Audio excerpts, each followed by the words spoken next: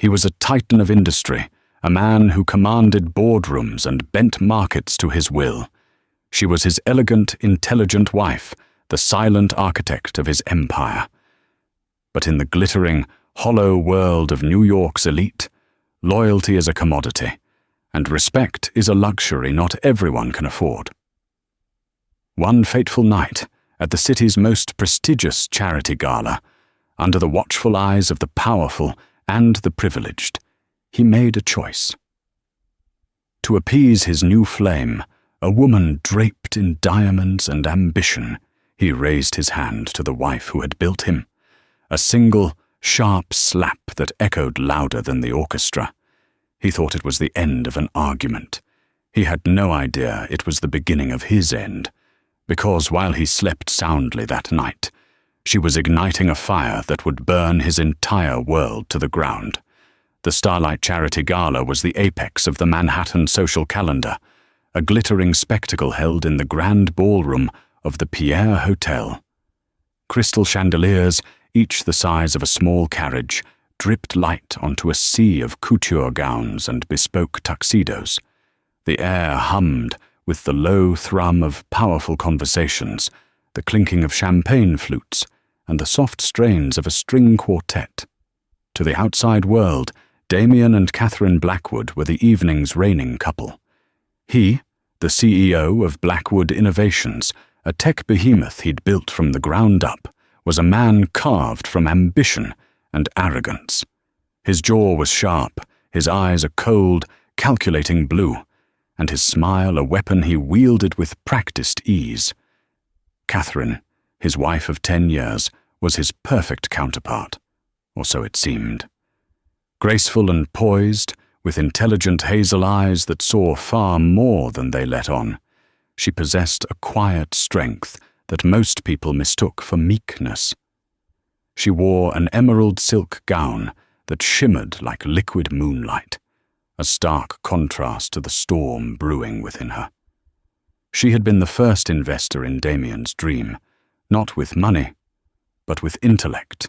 Her Wharton MBA and razor-sharp strategic mind had transformed his raw coding talent into a multi-billion-dollar empire.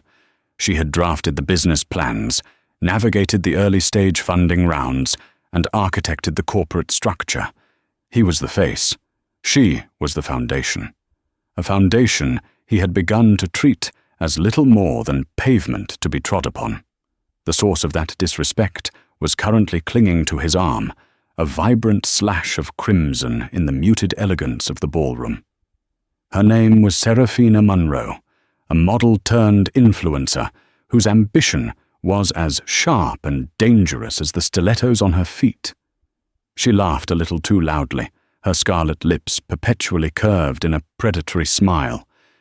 She was everything Catherine was not, ostentatious, demanding, and utterly transparent in her desires.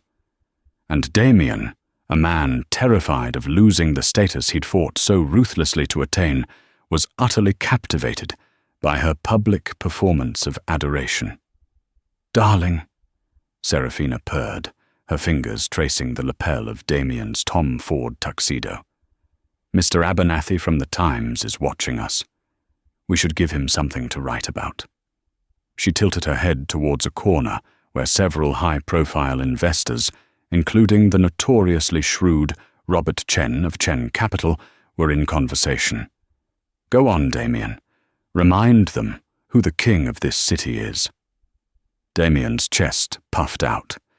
He thrived on such validation. Catherine watched, a familiar ache tightening in her chest.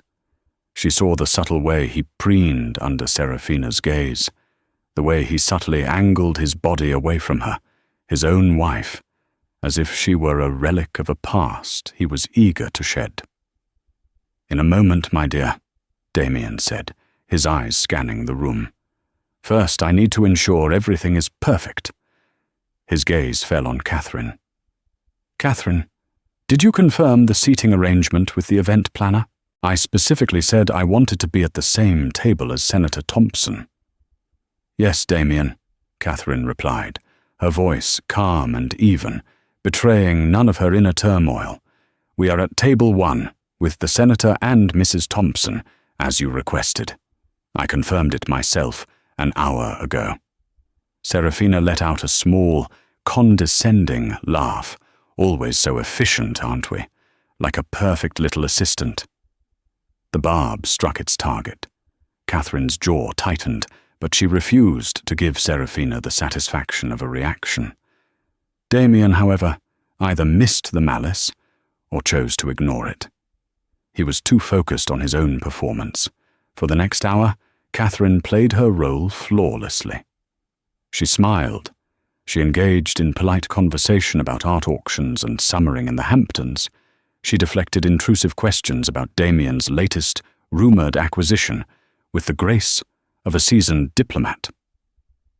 All the while, she was acutely aware of Damien and Serafina, a garish duo moving through the crowd.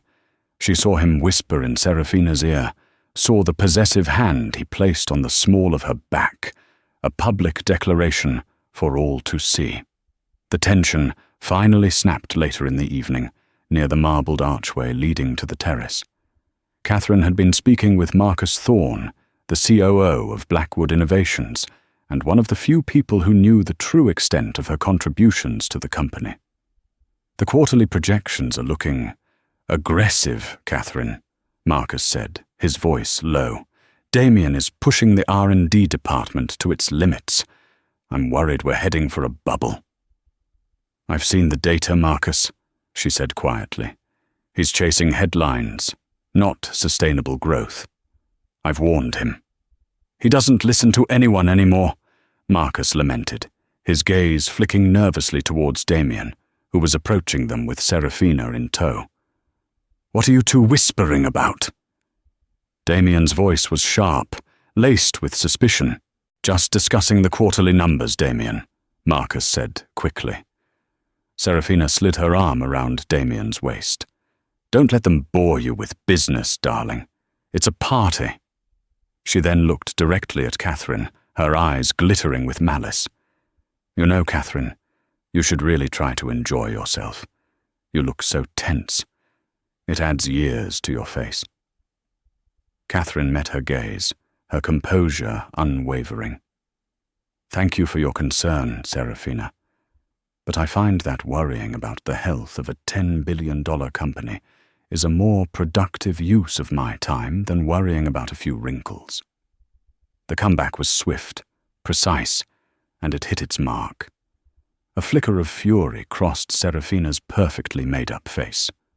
She turned to Damien, her lower lip trembling theatrically. "Damien, did you hear that? She's insulting me. She's always so cold, so superior." Damien's face darkened. In his mind, Catherine's sharp intellect, once his greatest asset, had become a threat. Her quiet competence felt like a judgment on his loud insecurities. Serafina's manufactured vulnerability was a balm to his fragile ego.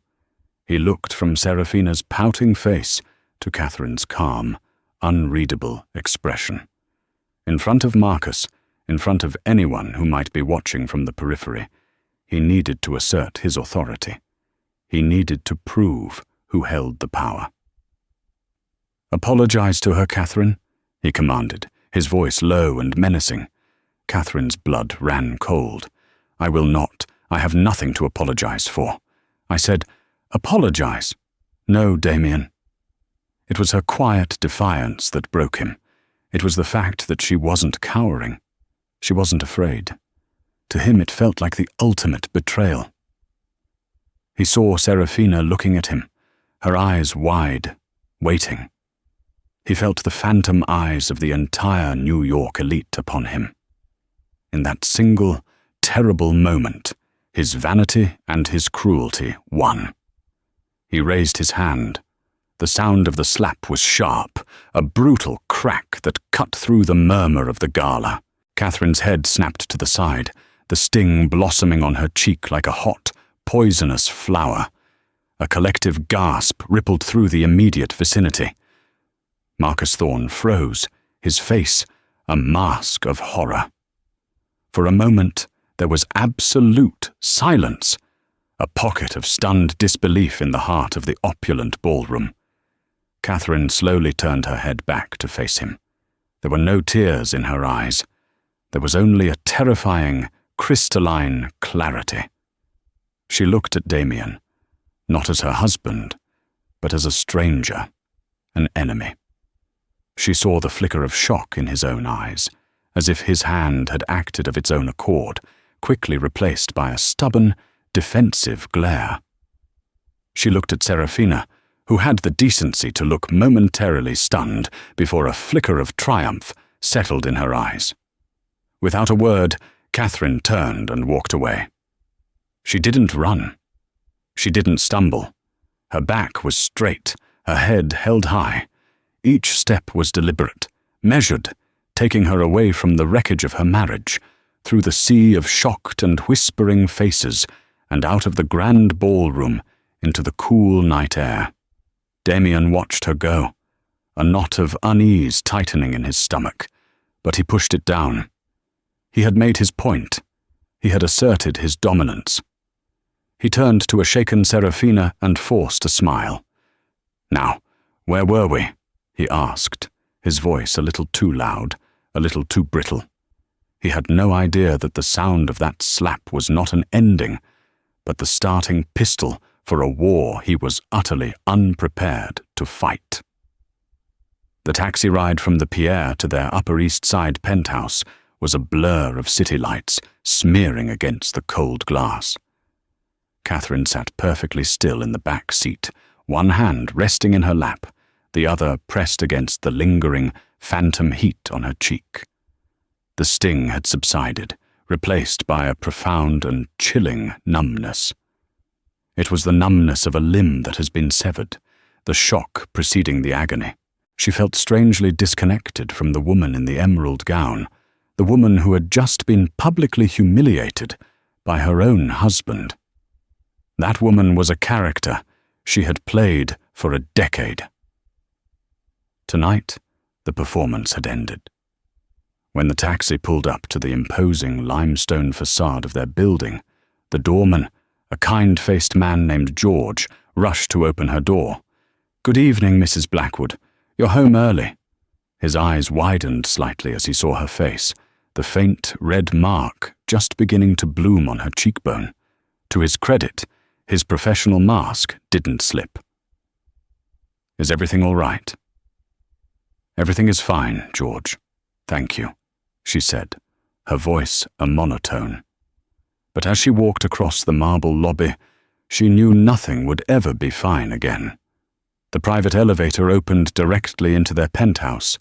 It was a monument to Damien's success, a sprawling space of glass, chrome, and minimalist furniture, with a panoramic view of Central Park. It was cold, impersonal, and curated for magazine spreads. It had never felt like a home. Tonight, it felt like a mausoleum. She walked through the silent, cavernous rooms, her heels clicking an unnervingly loud rhythm on the polished concrete floors. She didn't cry. The time for tears felt 1,000 miles away. What she felt instead was a slow, creeping rage, cold and sharp as a shard of ice. It wasn't the wild, screaming rage of a wounded animal. It was the focused, calculating fury of a grandmaster whose opponent has just made a fatal, unforgivable blunder. The slap wasn't the cause. It was the catalyst. It was the physical manifestation of 1,000 smaller betrayals, 1,000,000 moments of being diminished, ignored, and taken for granted. It was the culmination of every time he had taken credit for her ideas, dismissed her concerns as nagging, and paraded his affairs as trophies of his masculine prowess. He hadn't just struck her. He had tried to erase her. She walked into their shared walk-in closet, a space larger than most New York apartments. On one side were Damien's meticulously organized rows of designer suits and shoes. On the other, her own collection of elegant, understated pieces. She ignored them all. She went to the back, to a locked safe, hidden behind a full-length mirror. She keyed in the code, not their anniversary, not his birthday, but the date she had finalized the patent for the core algorithm that had launched Blackwood Innovations, an algorithm she had written. Inside the safe were her personal documents, some jewelry, and a sleek, encrypted hard drive. She took only the hard drive and a single, slim folio of documents. She then walked into the master bedroom and took a small, leather-bound journal from her nightstand. It was filled with her handwriting, notes, ideas, and strategic plans for the company, many of which Damien had later presented as his own. She didn't pack a suitcase full of clothes. That was what a fleeing victim did. She was not a victim. She was a combatant preparing for battle. She took only a single, expensive-looking leather duffel bag. Into it, she placed the hard drive, the journal, the folio, her laptop, and a toiletry bag with only the essentials. The emerald gown she was wearing felt like a costume from another life. She stripped it off, letting it pool on the floor like a shed skin. She changed into a simple, severe black pantsuit, a crisp white silk blouse, and practical, low-heeled Chanel pumps. It was armor. Her phone buzzed. It was Damien. She ignored it. It buzzed again. And again. Texts began to pour in. "Catherine, where are you? We need to talk. You're overreacting." The final one, sent minutes later, was the most telling. "Don't do anything stupid. Think of the company's reputation." His reputation. Not her pain, not their marriage. The company, the entity she had built. A bitter smile touched her lips. Oh, she was thinking of the company. She was thinking of it very, very carefully. She made one phone call. Jessica Riley, a sharp, alert voice, answered on the second ring, despite the late hour. Jessica was her oldest friend, a shark of a divorce lawyer from the prestigious firm of Cromwell, Stern and Vance. The Vance was her father. "Jess, it's me." "Kat, what's wrong? I heard what happened at the gala. My colleague David was there. He called me." "Are you okay?" "He slapped me, Jess. In public." Catherine's voice was steady, devoid of self-pity. There was a pause, and then Jessica's voice turned to steel. "Where are you?" "At the penthouse. I'm leaving now." "Good. Don't engage with him. Don't answer his calls. Where are you going?" "I've booked a suite at the Carlyle, under my maiden name." Vance. The name felt good on her tongue. It was her own. "Okay. I'll meet you there in 40 minutes. We'll start the paperwork." "No," Catherine said firmly. "This isn't about divorce papers. Not yet. That's a skirmish. I'm planning a war." Jessica was silent for a moment, processing. She knew Catherine better than anyone. She knew her friend's calm exterior hid a formidable intellect and an iron will. "Okay," she said slowly. "What's the first move?" "I'm going to need you to look over a non-disclosure agreement. A very, very restrictive one. And I need to get in touch with an old acquaintance. I need you to find the best way to arrange a meeting for tomorrow morning. An urgent one." She took a deep breath. "The name is Alexander Sterling, of Sterling Capital." Jessica let out a low whistle. Alexander Sterling was a legend on Wall Street, a so-called vulture capitalist to his enemies, a visionary investor to his allies. His firm was known for aggressive, often hostile, takeovers of undervalued or poorly managed tech companies. They were also Blackwood Innovations' most feared competitor. "Sterling," Jessica said, her voice a mix of shock and admiration. "Kat, what are you planning?" "Damien thinks the company is his greatest strength," Catherine said, walking towards the elevator, her duffel bag in hand. "He's about to find out that it's his greatest vulnerability. And I know where all the cracks are. After all, I'm the one who papered over them." She ended the call, stepped into the elevator, and descended from the glass tower for the last time. As the door slid shut, she caught her reflection in the polished steel. The woman staring back at her was not the broken wife of Damien Blackwood. It was Catherine Vance, and she was ready to reclaim everything he had taken from her, and more. The shattering was over. The reconstruction was about to begin. The Carlisle Hotel, with its old-world elegance and discreet service, was a world away from the cold modernity of Damien's penthouse. It was a fortress of quiet luxury, the perfect staging ground for what was to come. Catherine's suite, registered under the name Vance, was opulent but comforting, with heavy silk curtains and classic furniture that seemed to absorb the sounds and chaos of the city outside. She didn't sleep. Fueled by adrenaline and 2 decades of suppressed ambition, she worked through the night. Her laptop was open, the encrypted hard drive connected. On the screen were the unvarnished truths of Blackwood Innovations, not the polished PR-spun versions presented to shareholders, but the raw data, suppressed R&D failures, over-leveraged acquisitions, and most damningly, a series of creative accounting practices Damien had insisted upon to inflate their quarterly earnings. Catherine had argued against them, warning that they were a house of cards. Now she was grateful for his arrogance. He had handed her the very wind she needed to blow it all down. Beside the laptop lay her leather-bound journal.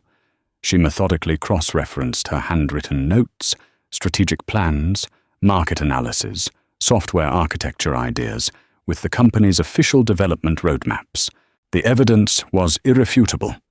Dozens of key innovations, patents and strategic partnerships that Damien had publicly claimed as his own vision had originated in detail from her private notes. She had been the ghost in his machine, the architect of his throne. At 7 a.m. Jessica arrived, looking sharp and alert in a navy blue suit. She carried a briefcase and 2 cups of coffee.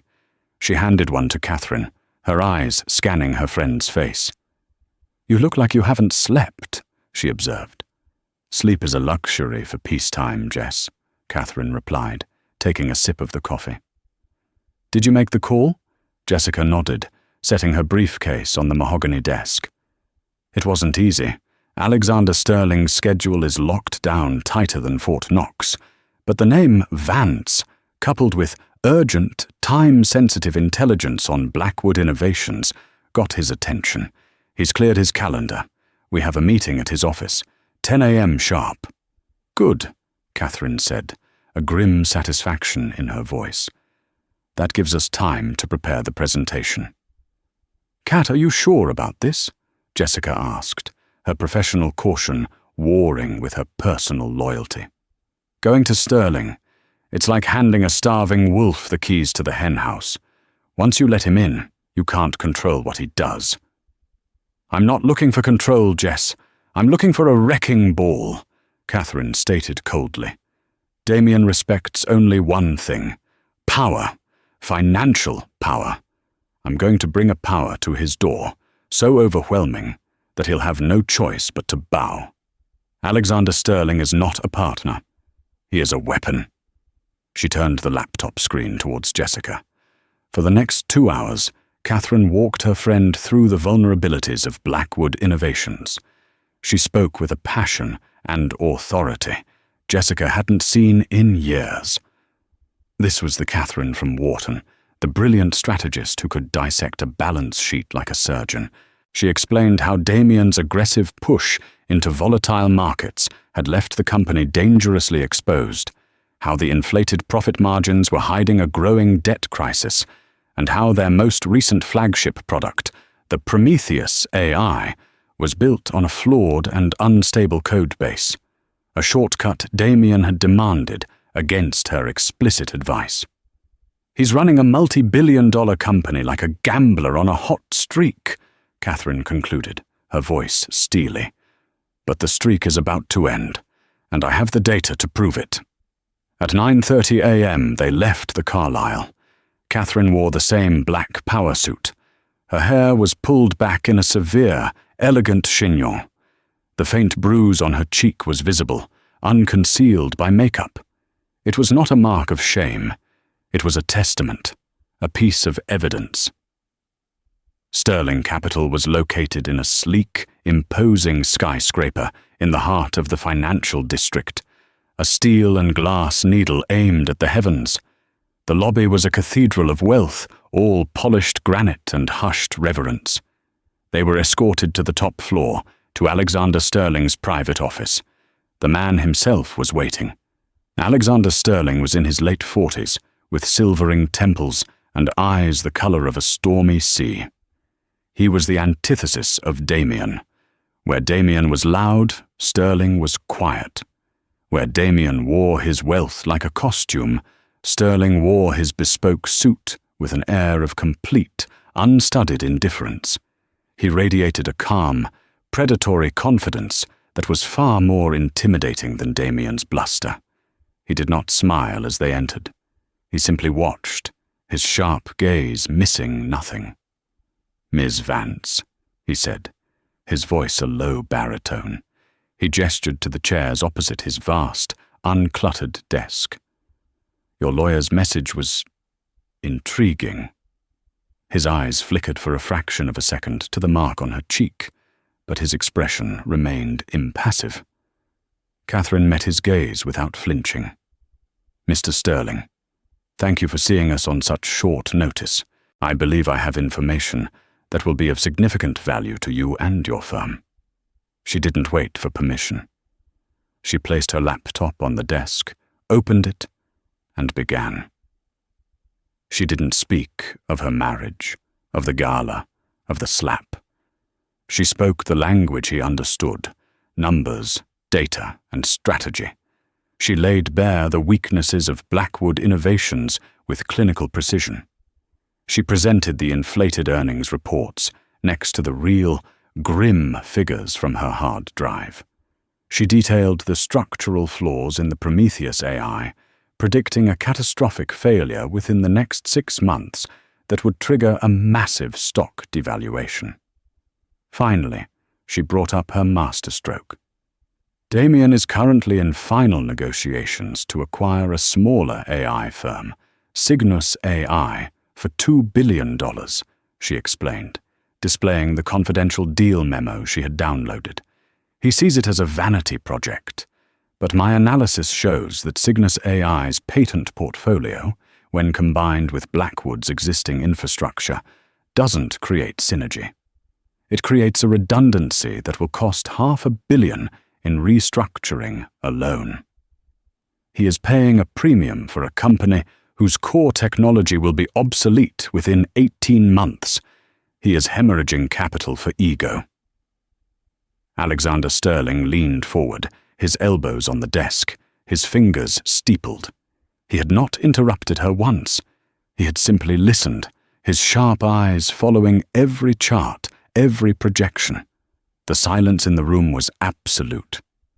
"This is comprehensive," he said finally, the single word carrying more weight than a dozen compliments. "You're suggesting Blackwood is a house of cards." "I'm stating it as a fact," Catherine corrected him gently. "And I'm offering you the opportunity to be the one holding the fan when it comes time to blow." Sterling leaned back in his chair, his gaze analytical, searching. "Why come to me? You're his wife. A messy divorce. You could take him for half. Why burn the whole kingdom down?" For the first time, Catherine allowed a flicker of personal history to enter her voice. "Because I helped build that kingdom, Mr. Sterling, and my name is not on a single brick. Damien Blackwood believes he is the sole architect. He has forgotten the importance of a strong foundation. I am not here for alimony. I'm not here for a settlement." She paused, letting her words hang in the air before delivering the final, devastating blow. "I am here for equity. I will provide you with the blueprint to acquire his company at a fraction of its current market value.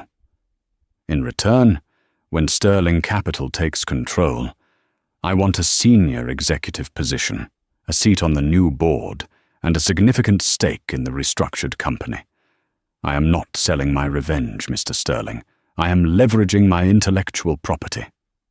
Alexander Sterling looked at her, and for the first time, a slow, appreciative smile spread across his face. It was the smile of a predator recognizing a fellow hunter. He wasn't looking at a scorned wife.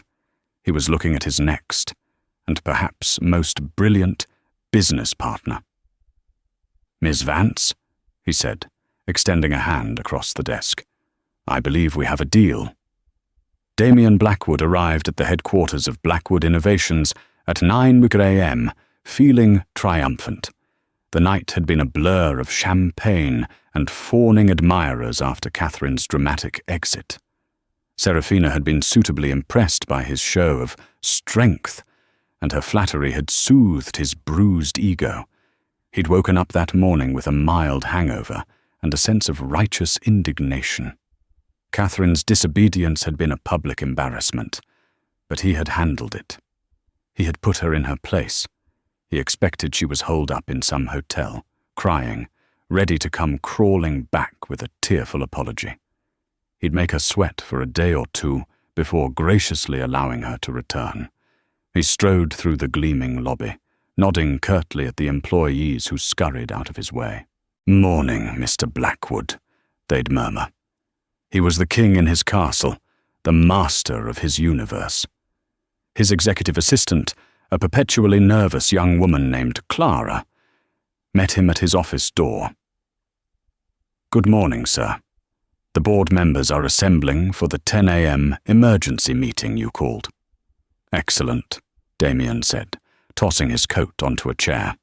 He'd called the meeting to fast-track the Cygnus AI acquisition, a move that would splash his face across every business journal.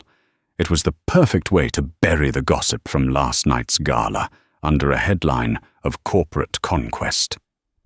"Any messages?" "Your wife's lawyer called, sir.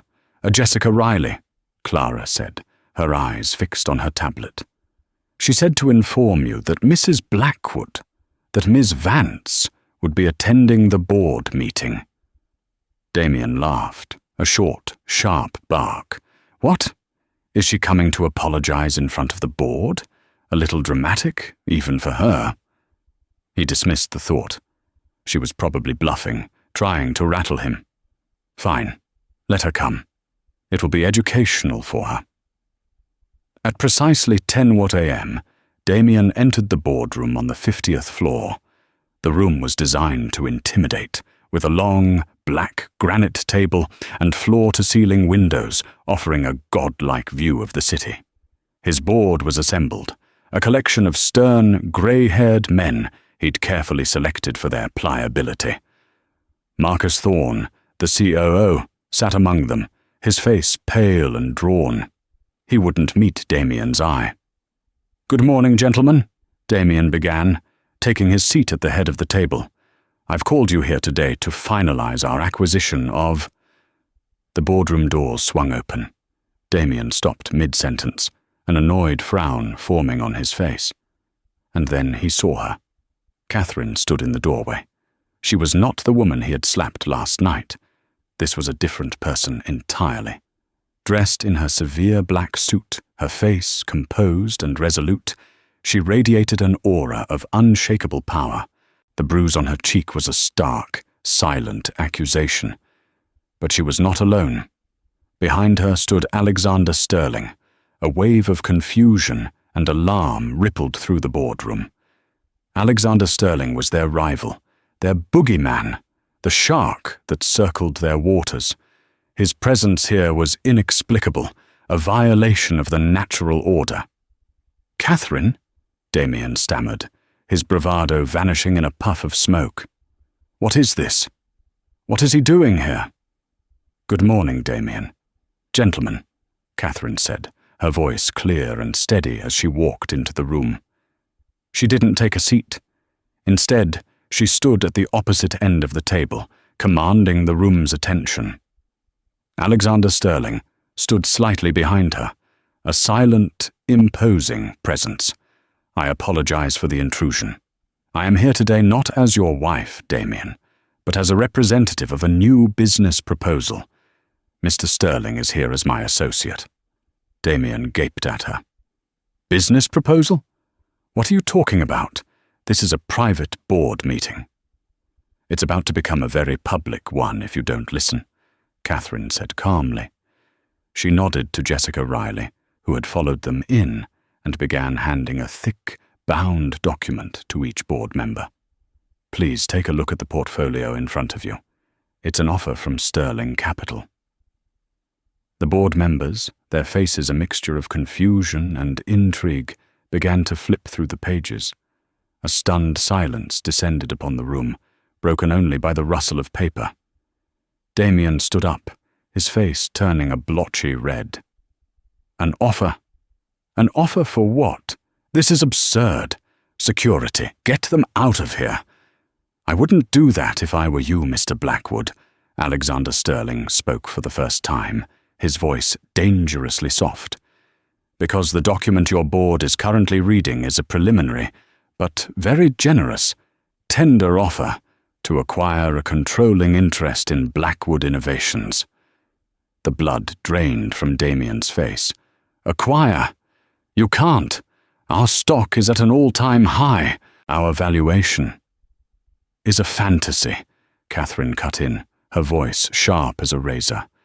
"And that is why I am here." For the next 20 minutes, Catherine systematically and dispassionately dismantled the company she had helped build. She projected charts and figures onto the room's main screen from her laptop.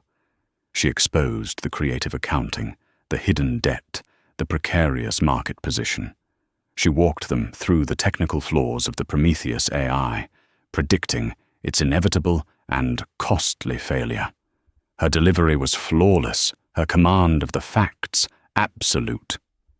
The board members stared, mesmerized and horrified, as the woman they had only ever known as the CEO's quiet, pretty wife revealed herself to be the true master of their company's universe. "And finally," Catherine said, her gaze locking onto Damien's, "the Cygnus AI acquisition." She displayed the internal memo on the screen.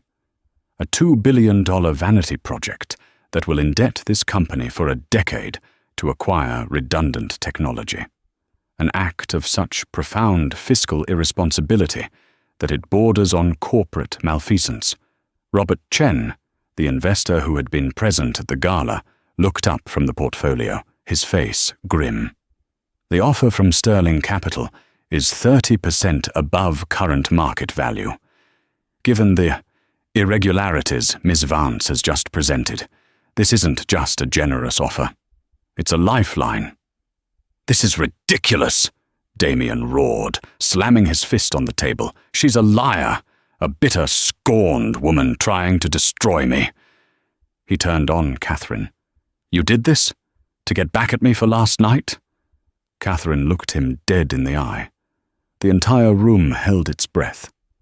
"Last night was not the reason, Damien," she said, her voice dropping to a near whisper, yet carrying to every corner of the room.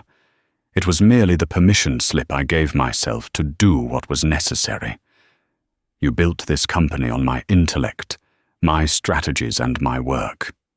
And when you were done, you decided I was disposable." She gestured to the board. "I am simply demonstrating my value. The value you forgot."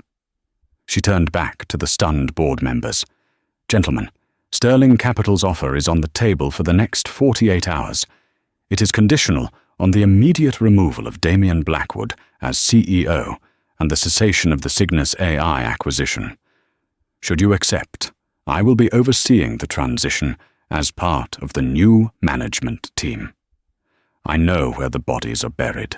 I also know where the treasure is." She closed her laptop. The presentation was over. Damien stood, shaking with a rage that rendered him speechless. He looked at the faces of his board, men he thought he owned, and saw not loyalty, but cold, hard calculation. He saw them looking from his trembling form to Catherine's steel composure, and he knew in that gut-wrenching moment, that he had already lost. Catherine and Alexander Sterling turned and walked out of the boardroom, leaving a bomb of their own making to detonate behind them. The fallout from the boardroom blitz was swift and brutal. Damien's world, once an impenetrable fortress of wealth and power, began to crumble with terrifying speed. He stormed out of the boardroom after Catherine and Sterling, his mind a maelstrom of fury and disbelief. He tried to rally his board, appealing to their loyalty, to their shared history, but it was useless. He was no longer speaking to friends. He was speaking to businessmen who had just been shown a lifeboat as their ship was taking on water. "Damien, be reasonable," Robert Chen had told him, his voice devoid of sympathy. "The woman just proved with data that our stock is overvalued by at least 40%. Sterling is offering a premium on that inflated price. If we refuse, and this information leaks, which it inevitably will, we'll be facing shareholder lawsuits that will tie us up in court for years. She's checkmated you." His first frantic call was to Serafina. He needed her comfort, her validation, her adoration. He found her at her apartment, surrounded by packed Louis Vuitton luggage. "What's all this?" he demanded, his voice strained. "Are you going somewhere?" Serafina didn't look up from a box of jewelry she was sorting. "I'm going to Milan for a few weeks. A new contract," she said, her tone cool and distant. "Milan? Now? I need you here," he exclaimed. "Catherine, she's trying to destroy me. She went to Alexander Sterling." Serafina finally looked at him, her expression unreadable. "I heard. It's all over the financial news feeds already. Sterling Capital launches hostile takeover bid for Blackwood Innovations." She shrugged, a delicate, dismissive gesture. "It sounds messy." "Messy? It's a war. And I need you by my side. We're a power couple, remember?" A small, cruel smile played on her lips. "Damien, darling," she said, her voice dripping with condescension. "We were a power couple when you had power. I attached myself to a rising star, not a falling one. A CEO in the middle of a hostile takeover, with his brilliant wife leading the charge against him. That's not a good look. It's embarrassing." The word hit him harder than the slap he'd delivered to Catherine. Embarrassing. That's what he was to her now. He realized with sickening clarity that he had never been more than a stepping stone, a means to an end. Her affection had been a transaction, and his value had just plummeted. "So that's it? You're just leaving?" he asked, his voice cracking. "Don't be so dramatic," she said, snapping the jewelry box shut. "Think of it as a strategic retreat. Call me when you've sorted out all of this." She brushed past him, her expensive perfume a final, cloying insult. He knew she would never answer his call. The rat was leaving the sinking ship. His next blow came from within his own company. He tried to lock down the company's servers, to hide the evidence Catherine had presented, but it was too late. He received a call from Marcus Thorne. "Marcus, I need you to initiate a digital lockdown. Erase the R&D logs from the last 6 months. Shred the quarterly variance reports." "I can't do that, Damien." Marcus's voice was firm, laced with a new kind of confidence. "What do you mean you can't? I'm still the CEO of this company. You work for me." "No, Damien, I work for the company, for the shareholders. And right now, the best thing for this company is a smooth transition of power," Marcus said. There was a pause. "I've already provided Ms. Vance and Mr. Sterling's legal team with the supplementary data they requested. The server logs, the internal emails, all of it. It corroborates her entire presentation." The betrayal was so profound, so absolute, that Damien couldn't even speak. Marcus, his loyal COO, The man he'd promoted and trusted for years had turned on him. "Why, Marcus?" he finally whispered. "Because she was right," Marcus said simply. "About everything. About the flawed code, about the Cygnus deal, about you. You stopped listening a long time ago, Damien. You were going to run this company into the ground out of sheer ego. Catherine, Ms. Vance, she's saving it, and all of our jobs along with it. I'm sorry, but my loyalty is to the house she built, not to the man who was trying to burn it down." The final nail in his coffin was the media. The story was too juicy to ignore. Billionaire CEO's wife teams with rival to seize control of empire, screamed the headlines. They painted Catherine as a wronged genius, a strategic mastermind reclaiming her legacy. They dug into her past, her academic achievements at Wharton, her early, uncredited role in the company's founding. She became a feminist icon overnight. Damien, in contrast, was portrayed as a fool and a brutish tyrant, the man who slapped his wife and lost his empire in the same week. The photo of Catherine leaving the gala, her face resolute, was plastered everywhere. The faint bruise was a symbol of his downfall. He holed up in his penthouse, the glass walls that had once felt like a symbol of his dominance, now feeling like a cage. He watched the stock ticker for Blackwood Innovations. The board, facing overwhelming pressure, had publicly announced they were entering into negotiations with Sterling Capital. The stock price, after a brief, panicked dip, had soared on the news of the acquisition and the promise of new, competent leadership. He was undone, utterly and completely. He had underestimated the woman who stood beside him for 10 years. He had mistaken her silence for submission, her grace for weakness. He had thought she was an accessory, a beautiful object to be displayed and, when necessary, disciplined. He never realized she was the queen, and he had just been a pawn in her long, patient game. The unraveling was complete. All that was left was the final, crushing silence of defeat. The 48 hours that followed the boardroom meeting were a whirlwind of legal maneuvering and high-stakes negotiations, but the outcome was never in doubt. With Marcus Thorne's cooperation and the irrefutable data Catherine had provided, the board of Blackwood Innovations had no choice. They voted unanimously to accept Sterling Capital's offer. Damien Blackwood was officially and ignominiously terminated as CEO, forced to sell his shares as part of the deal. He was given a severance package dictated by the ironclad prenuptial agreement Catherine had insisted upon years ago, an agreement he had laughed at the time. It protected all premarital assets and intellectual property.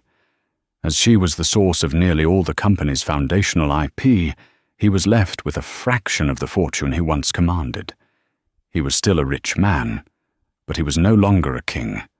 He was just another wealthy, forgotten casualty of Wall Street. The day the deal was finalized, Catherine walked back into the headquarters of the company she had built, not as the CEO's wife, but as the new chief strategy officer and a member of the board of directors for the newly formed entity, Sterling Blackwood. The atmosphere was electric. Employees who had once averted their eyes from her now looked at her with a mixture of awe and respect. She was no longer a phantom in the hallways. She was the acknowledged power. Her first act was to call a company-wide town hall meeting. Standing on a stage in the building's atrium, she looked out at the hundreds of faces staring up at her. She didn't gloat. She didn't mention Damien's name. She spoke of the future. For too long, this company has chased short-term gains and fleeting headlines, she began, her voice resonating with a newfound authority. We have prioritized image over innovation, ego over excellence. That era is over. Starting today, we are returning to the principles that once made us great: sustainable growth, fearless research, and a commitment to building technology that lasts. She laid out her vision, a clear, concise, and brilliant roadmap for the company's next 5 years. She announced the immediate cancellation of the disastrous Cygnus AI acquisition, redirecting the funds into internal R&D and promoting several talented engineers whom Damien had overlooked. She answered questions from the floor with a depth of knowledge and a clarity of purpose that left no one in doubt as to who was now in charge. Marcus Thorne, who she had promoted to president and COO, stood by her side, a look of profound respect on his face. Later that day, she met with Alexander Sterling in her new office, the very office Damien had once occupied. It was already being transformed. The cold, minimalist furniture was being replaced with warmer, more functional pieces. The ostentatious modern art was gone, replaced with whiteboards covered in strategic diagrams. "A good first day, Miss Vance," Alexander said, leaning against the doorframe, a cup of coffee in his hand. "Please call me Catherine," she replied, looking up from a budget report. "Catherine," he acknowledged with a small smile. "The markets have responded well. The analysts are calling this the most elegant corporate takeover in a decade." "It wasn't about elegance," she said, her expression serious. "It was about correction, restoring balance." "Perhaps," he conceded, "but you can't deny there's a certain poetry to it." He looked at her, his usual predatory gaze softened by something else. Admiration. "I've acquired dozens of companies in my career. It's usually a bloody, messy affair. But with you, it was like watching a surgeon at work. You didn't use a cudgel, you used a scalpel." "Damien was the architect of his own downfall," Catherine said, unwilling to take full credit for his self-destruction. "I simply pointed out the structural flaws to the demolition team." Alexander chuckled, a rare, genuine sound. "A modest surgeon, then. I have a feeling this is going to be a very profitable partnership, Catherine." Their relationship remained strictly professional, yet a powerful current of mutual respect flowed between them. He valued her intellect, her foresight, her unwavering composure. She valued his decisiveness, his vast resources, and the fact that he never once underestimated her. He didn't see a woman. He saw a brilliant mind, a formidable ally. For Catherine, after a decade of being treated as an accessory, that respect was more valuable than any romance. That evening, she did not return to a hotel suite. She had purchased a beautiful brownstone in the West Village, a place with character and warmth, filled with books and art that she loved. It was hers, bought with the first payment from her new, staggering salary and signing bonus. As she unlocked her own front door, carrying a bag of groceries, a sense of profound peace washed over her. She wasn't just reclaiming her company, she was reclaiming her life, her name, her identity. The gilded cage was gone, its bars melted down and reforged into a key. The new dawn wasn't just for Sterling Blackwood. It was for Catherine Vance. And it was just beginning. 6 months passed. The transition at Sterling Blackwood was not just smooth, it was transformative. Under Catherine's strategic guidance and Marcus's operational management, the company flourished.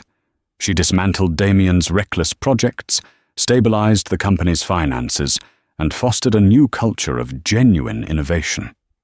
The flawed Prometheus AI was scrapped, and a new, more stable and powerful version, codenamed Phoenix, was already in development. Built on the solid foundation of her original architectural plans, the company's stock price didn't just recover, it reached unprecedented new heights. Catherine Vance became a legend in the business world. She was the subject of a glowing cover story in Forbes magazine titled "The Architect: How Catherine Vance Rebuilt Her Empire."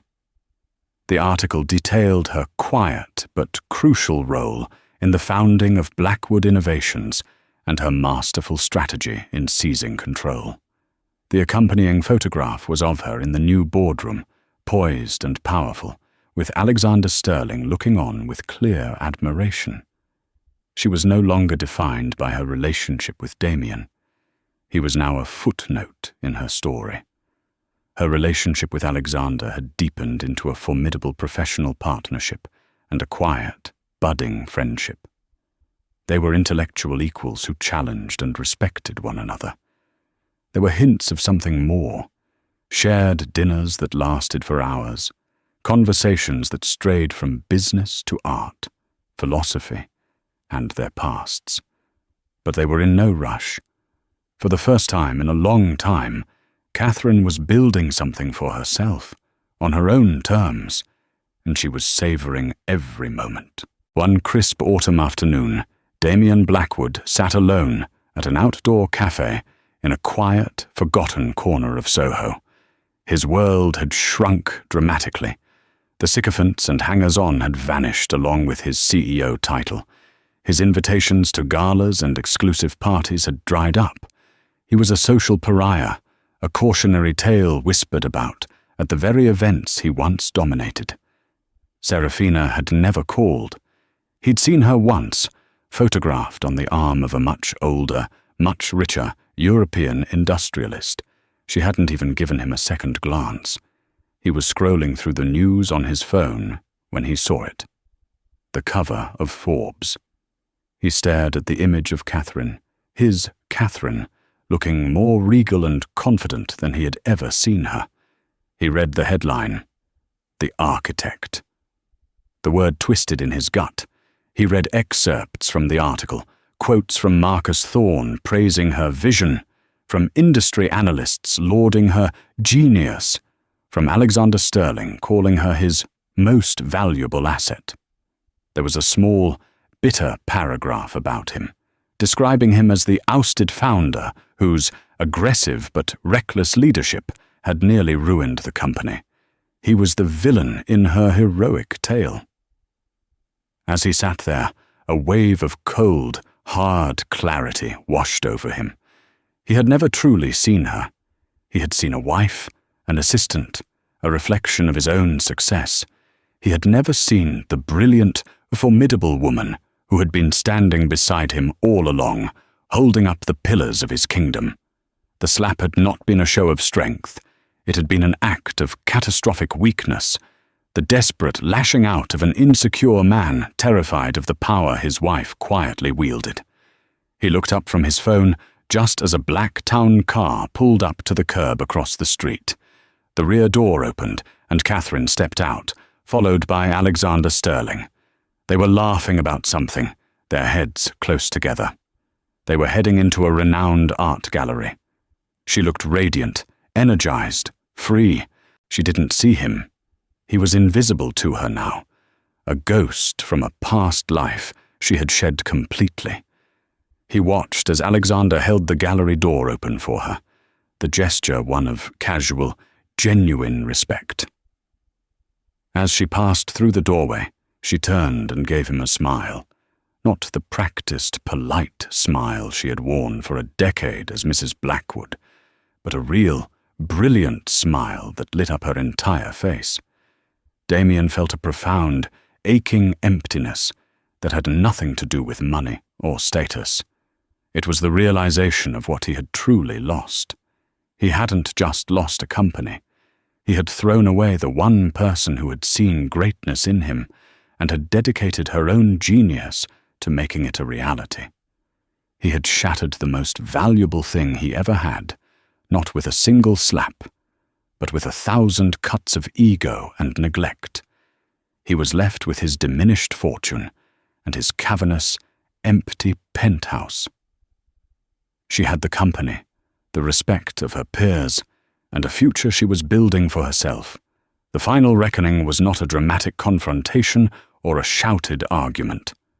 It was this, a quiet, undeniable truth settling upon him in a lonely cafe. He had slapped his wife to please his mistress, and the next day she had arrived with an army and calmly, methodically, taken back the world she had built, and he had no one to blame but himself. And so, Catherine Vance's story becomes a powerful lesson in value, respect, and the quiet strength that so many people underestimate. It's a reminder that the silent partner in the room is often the most powerful, and that true strength isn't about raising your voice or your hand, but about knowing your worth and having the courage to claim it. Damian Blackwood thought he was breaking his wife, but he only succeeded in breaking the chains that held back a titan. She didn't seek simple revenge. She sought reclamation, building a brighter future from the ashes of a painful past. What did you think of Catherine's incredible transformation? Was her boardroom takeover the ultimate power move? Let us know your thoughts in the comments below. If you were moved by her story of resilience and empowerment, please give this video a thumbs up and share it with someone who needs to be reminded of their own strength. And of course, for more compelling stories like this, make sure you hit that subscribe button and ring the notification bell. You won't want to miss what we have coming next. Thank you for listening.